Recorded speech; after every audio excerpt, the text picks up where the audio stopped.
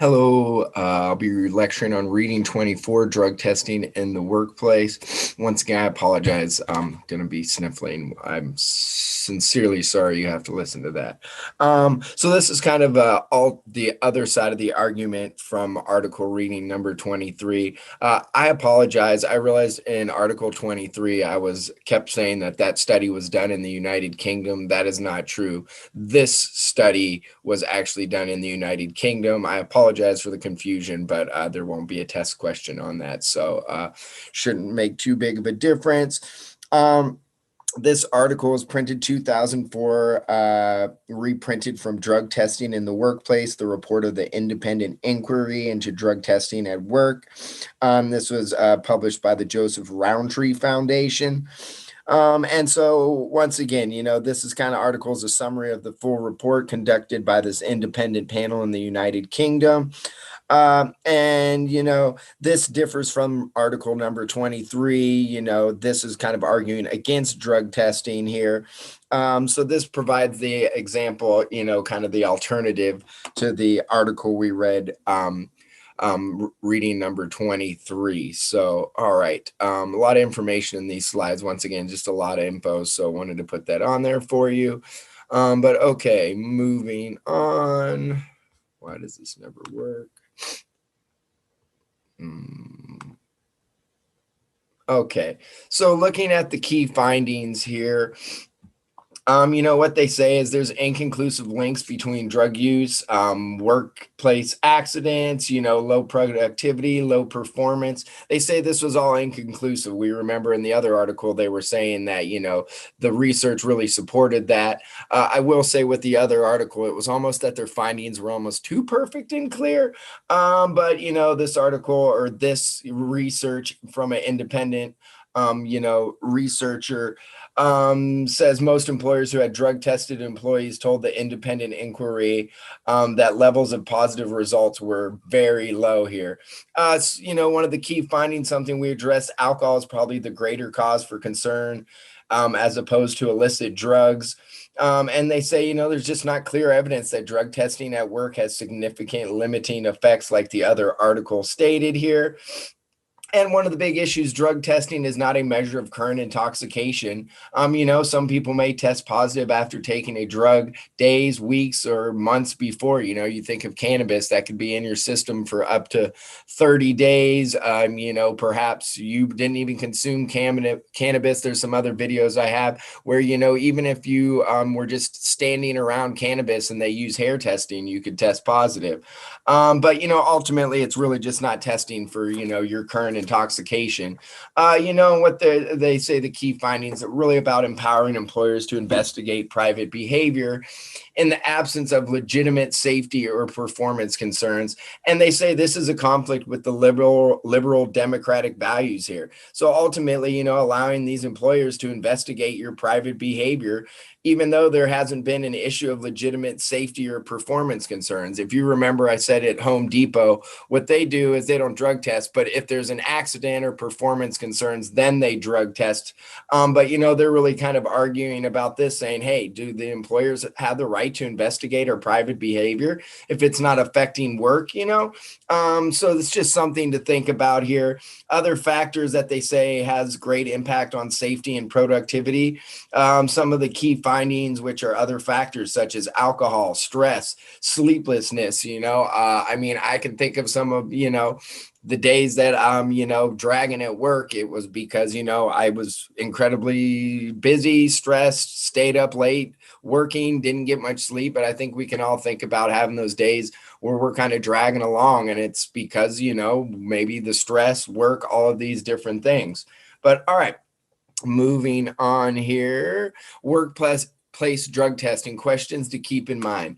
Does drug and alcohol testing have an impact in the workplace? Also, something to think about, how often is alcohol tested for? In what circumstances, if any, should an employer discipline or dismiss staff for using drugs and alcohol? That's something to think about here. We look at all these, they always use this term epidemic, how common drugs are, how many people are using and abusing, how much of an issue it is, But once again, then we see if that's the idea and our concerns, then, are we going at this in a compassionate way, or, are we basically saying you're going to get in trouble or you're going to get fired for having an issue with drugs, which when they point to the statistics, they always try to make it seem like it's such a big problem. So something to think about are, should we be punishing these drug offenders, or should we be trying to, perhaps help them in some way? Another thing, ultimately, does a business have legitimate involvement in what people do in their own time? We could think of all kinds of different things that, perhaps maybe could affect work performance, keeping you up late, all of these different things, but they're not gonna, is that their legitimate right to look into this, and we, because of drugs and alcohol are such a common thing, that an issue we deal with in our society, people generally are more okay with looking into your private life, perhaps your medications, to see if you're affecting your work performance. But imagine if they did that for other factors of our private life. I know this is an extreme example, but imagine if they were testing you for sleep and, bodily fluids, because they think you're staying up all night because you're a sex addict and it's affecting your workplace. Imagine the outrage, of if they were trying to look into your private life related to sex. I know that's an extreme example, but, we looked at the one article, so this is kind of looking at the other perspective. But all right, moving on, once again, extreme example, but something to think about when we're really looking into people's private lives, especially now that we have legal cannabis in certain states where, it might, when it's illegal, you have a little bit more, leg to stand on. But if you're saying this is legal, then, just bringing up a lot of different questions. But all right, moving on. About the report, this is an independent inquiry on drug testing over an 18-month period here, set up in 2002. Inquiry was facilitated by DrugScope. Like I said, this is from the Joseph Rowntree Foundation and the network of European Foundation. But, this is an independent organization working to inspire social change through research, policy, and practice. So it was set up in 2002 based off of concerns of, the lack of any independent assessment of the arguments for and against the lack of reliable evidence regarding drug testing at work.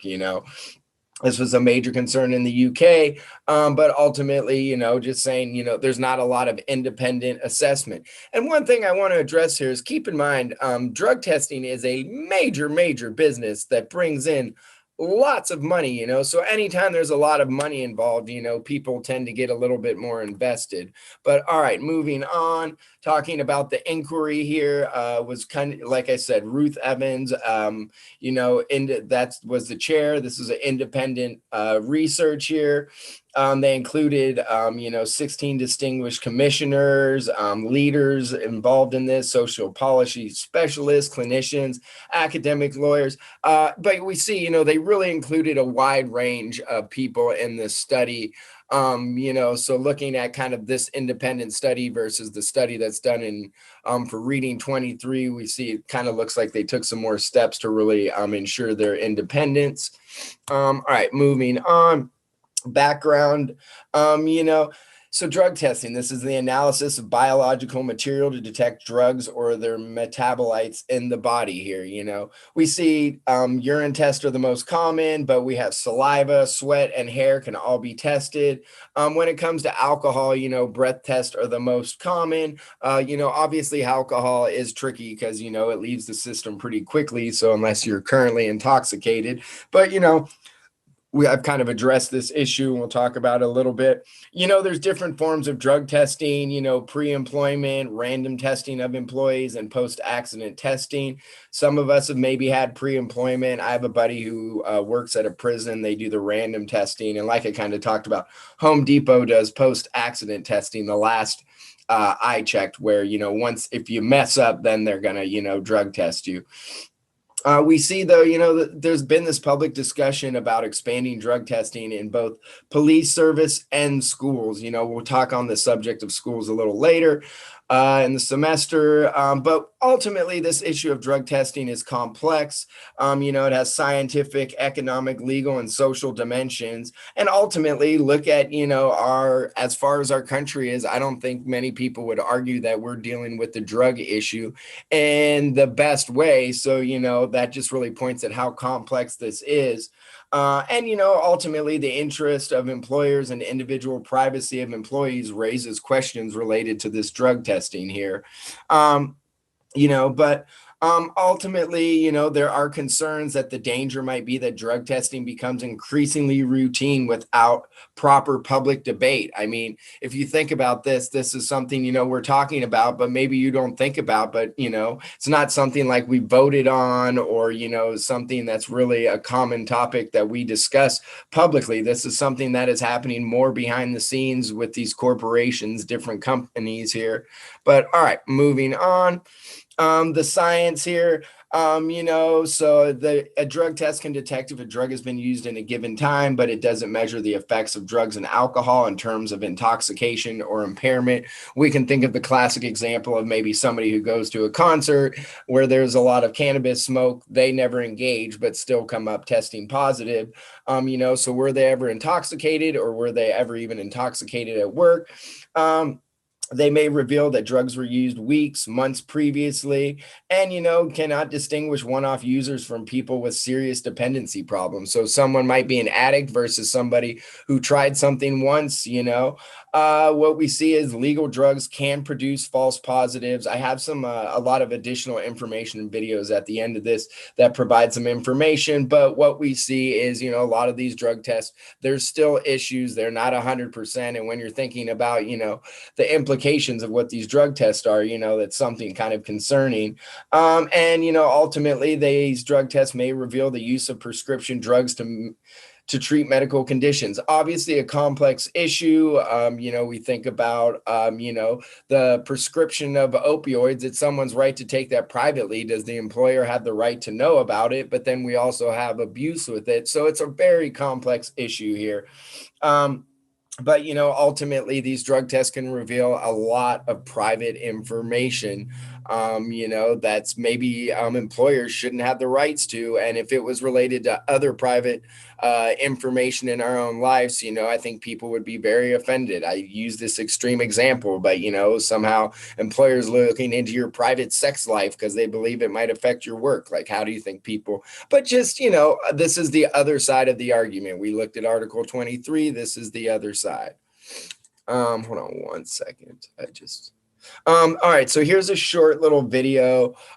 Please go ahead and watch this, but just looking at kind of the accuracy of the drug test. I'm not going to play it on this video. It's just going to take up more time, but please just click on that video and watch that. Pretty interesting. All right, so looking at the law here, the legal position on drug testing at work is confusing. It's something to kind of reiterate here. The legal and self-regulatory provisions appear as people are entitled to a private life. Employers are required to look to the safety of the public. People are entitled to dignity, and people are entitled to proper quality standards for evidence used against them in court or disciplinary proceedings, So these are the things to kind of think about. Just a few more here. What they say, some of these issues have been clarified by some degree, but they refer to, draft of Part 4 of the Employment Practices Data Protection Code. According to this code, the legitimacy of drug testing will depend on showing that there are health and safety concerns and on providing evidence, real, not assumed impairments of performance. But I mean, I'm sure a lot of us have been drug tested, pre-drug tested or whatnot, where, this doesn't feel like it accurately applies to us here. All right, moving on. Trends and trajectories here. So looking at one of the poll that was conducted, and 2003, over the 200 companies were surveyed, of which 4% conducted drug tests, and a further 9% said they were likely to introduce the test next year. They said, that ultimately the findings were found to be misleading. 4% means it's affecting hundreds of thousands of employees. So if 9% said they were also going to introduce drug testing, then that's something to really think about. And UK businesses will be testing over a 12-month period here. But yeah, so they said if 4% of businesses are drug testing, this will affect hundreds of thousands of employers. One of the things they said is additionally 78% said that they would likely test if they believe drugs and alcohol use are affecting performance and productivity. And they say if North American experience shows how rapidly drug testing at work can expand, with testing in the US developing into a multi-billion-dollar industry since the 1980s. So that's something to think about also. There's a lot of money involved in this. So, as you can imagine, if you're a company invested in drug testing or you're a drug testing, you're highly invested in promoting that, drug testing is effective at the workplace here. And that's why it's important, these independent researches here. But ultimately, what they see is looking at a lot of these different things, and there's evidence that suggest increasing number of drug and alcohol use as a problem for them. There is a lack of solid evidence to suggest that drug and alcohol use, in fact, is having a serious and widespread effect on the workplace in terms of, the United Kingdom here. All right, so moving on, health and safety. They said was unable to find conclusive evidence for link between drug use and accidents at work, except for alcohol. So something we've really I've been talking about, and I think a lot of us could probably think of examples at our work. They said a literature reviewed by the Health and Safety Executive reports that 5 studies have found some association between drug use and workplace accidents, where 7 others found little or no evidence. So that really just gets at, that there's no conclusive evidence here that drug testing is a deterrent to drug and alcohol consumption, or that it reduces accident rates here. Moving on to this health and safety here. There was not satisfied that the drug and alcohol testing can have an important role in safety critical environments here. So, jobs where safety is of high concern here. They say, and number 1, intoxication impairs performance, and it is reasonable supposition that testing can deter and detect drug use in some circumstances. So they're aware that in some occupations, a single mistake could have disastrous consequences in terms of death or injury. So understanding, certain jobs, how are much riskier, if you're working a crane in downtown Los Angeles versus, working at Pep Boys, at the cash register, this is a little different as far as, the seriousness of a mistake. They advise that it is difficult, if not impossible, to prove deterrent effect anyways. So think about how hard it would be to really prove that this drug testing is a deterrent effect, stopping people from consuming drugs and alcohol. And that number 4, drug testing is safety critical in safety critical industries, is more about maintaining the public confidence than having a demonstrable impact on behavior. So this idea, really about maintaining the public confidence. You can think about this, with police officers here. Is there a demonstrable impact on behavior from, strict drug testing in the police force? Probably not. But with that being said, I think we as, the public, feel much more confident knowing that police force is drug tested, especially considering, all the conflicts of interest. If a drug or if a cop is, addicted to drugs and supposed to be, arresting people or, policing drugs, that's going to be a big concern. So really about this public confidence here. But, we see safety critical industries are more concerned with, keeping a drug-free workplace in order to keep trust with the public here. There's not a lot of evidence saying that, look at all of this, how much safer these workplaces are because of drug testing here. Moving on, looking at performance issues here. Ultimately, organizations cannot require staff to organize their lives in such a way that they maximize their productivity at work. Late night drinking, but think about all these things. That's one of the big arguments here is if we start worrying about public or private activities affecting workplace, then when does that spill over? When do we stop focusing on drugs and alcohol? One of the things, they point out childcare can impact performance at work. Talk to anybody who's had kids and employers working, they'll talk about the lack of sleep being like a zombie, but I don't think any of us are feeling very comfortable to let workplace start looking into the private life, specifically childcare, if it's affecting our performance at work here. So these are some of the big issues to really think about, because, with this drug testing, if it's, grows in popularity and really becomes common, these are things to think about here. Private activities are only a legit concern if they impact performance to a degree that exceeds a certain threshold for acceptable performance. Something to think about. I can think of a lot of people that could show up to work, with no sleep or hungover and do a way better job than, a lot of people that are well rested, but just something to think about here. So this idea of maybe monitoring certain behaviors if they become suspicious of drug use in the workplace. Employers can raise concerns while their employees are on the clock, only if they impact their performance beyond the acceptable work. I think we can all think of days where maybe we weren't the sharpest at work. Maybe it had nothing to do with drugs, alcohol, being hungover, but something to really think about. And ultimately, drug testing is only beneficial when it really outweighs the cost of including, impact on staff morale. You think about, I kind of asked that as a discussion question in the previous reading, how this may affect staff morale, work relationship, the trust, potential recruitments, and human resource cost of excluding illicit drug users from jobs that they are otherwise qualified to perform. And ultimately, also little to no evidence on the effectiveness or otherwise of drug testing as a means of enhancing performance. But, this is something a lot of people don't think about. Maybe you're missing out on really quality employers because of drug testing. I mean, I can think of two of the most successful, amazing people I know who, like, if I ever started a company, it wouldn't matter what it would be, I would be hiring them. Both consume cannabis on a regular basis. This is, an alternative way of thinking. But, if you're a job that drug tests for cannabis, like, you're excluding, these people. And just because they consume cannabis and somebody else doesn't mean that other person's a better employee, but just something to think about here. But all right, so moving on here. So here's a video.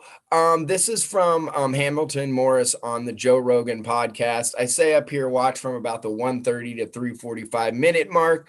This is their opinions on it, but I really recommend you watch the whole video, but that 1:30 to 3:45 part. But really talking about this idea of our desire to change our mental state, is that normal, and then also they kind of go into some other interesting topics. I'm not going to play it right here, but I highly recommend you watch the whole video. I think it's about 5 minutes and 45 seconds, but really some interesting topics to think about there.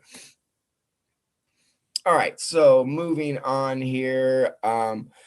But, some of the key recommendations here, where employees are engaging in illegal activities in the workplace, look into that. Intoxication during work hours, where there's demonstrable impact on performance, where the nature of work is such that any responsible employers would take reasonable steps to minimize accidents, where the public is entitled to expect higher than average standards of behaviors from employees, and or is a risk of vulnerability to corruption. Like I had mentioned earlier, police, if you have a drug addicted police officer, they're much more, a potential risk for corruption there. Sorry, let me pause this 1 second. Sorry. All right, continuing on here to the next slide, conclusion. But before that, just something once again, the employers have the right to be concerned if they find staff breaking the law by using or supplying work, but they don't have the law enforcement role in society, something to really think about. Thinking about this, should employers have drug testing powers as a means of investing the private activities of employees is a major concern here. And the possibility of illegality of otherwise private activities is this a legitimate concern in some occupations, where, like I've talked about, where the public is entitled to expect standards of, honesty and held to a higher standard. Like I said, prison, police officers, these different things here. We looked at some of the key recommendations here. But in conclusion, drug testing has important safety, like I said, where these high standards of safety should be expected. And, this is something to think about here, and there's, thinking about this justification as a way of policing private behavior of the workforce, where is the line for that? Where are we as the public entitled to expect this highest of standards from jobs? What determines that here? They conclude that all good around management is the most effective method of higher productivity and enhanced safety, low absentee rates, low staff turnover, and responsible workforce than drug testing will. Probably not what employers want to hear. We always want simple solutions to complex issues. Drug testing, increase work performance, and these different things. But what they're saying is, hey, guess what? This higher productivity, enhanced safety, low absentee turnover, is really more about all around good management, good company policies, as much as, much more than it's going to be about drug testing. So ultimately, can it have an important role in safety critical jobs, drug testing? Yeah, possibly, but this is really, no justification for policing private behavior. And ultimately, all around good management is the most effective method in achieving higher productivity. And, maybe thinking about that, investments in management training will have more of an impact on safety, productivity than actual drug testing. So I posed a lot of different discussion questions for the last reading, so you can kind of apply these to this reading, but does businesses have legitimate involvement in what people do in their own time, Um, should they be focusing on specific aspects of drugs instead of marijuana and alcohol? Ultimately, do you think drug testing in the workplace works? Is this something that's effective? Perhaps you've been exposed to it, and ultimately, would you feel more secure in knowing that a company enforces drug testing when utilizing their services? I know my brother one time, he was telling me he went to Pep Boys and they had proudly displayed on the side of their building, like, we proudly drug test our employees. My brother's a criminology professor, has some issues, but he was like, I don't really feel good about that. I'm the guy ringing up my cash register. I'm not really too worried if he's consuming cannabis or not. But a lot of different things to think about. I've kind of been posing and going off on this, so I'll end this now. But the last thing I wanted to say is there's a bunch of other slides I've added here. If you look through, all these following slides are optional and provide additional information related to the reading. So we have some, statistics here, and these are from different sources, companies that drug test. Some interesting, look, there's a BBC article here. This is an interesting kind of a YouTube video to watch. Some more science and statistics about it, and another interesting kind of video if you want to watch. These are all additional. You're not required to look at these, but okay, I'll wrap this up now. But a lot of interesting, complex issues and questions arise, talking about this topic, and just something to think about, as we're moving forward as a society. But this is something that's really not a big concern in the public debate. I think we should be addressing, talking more about this, and having the public be involved. But all right, I'll end this now. Thank you.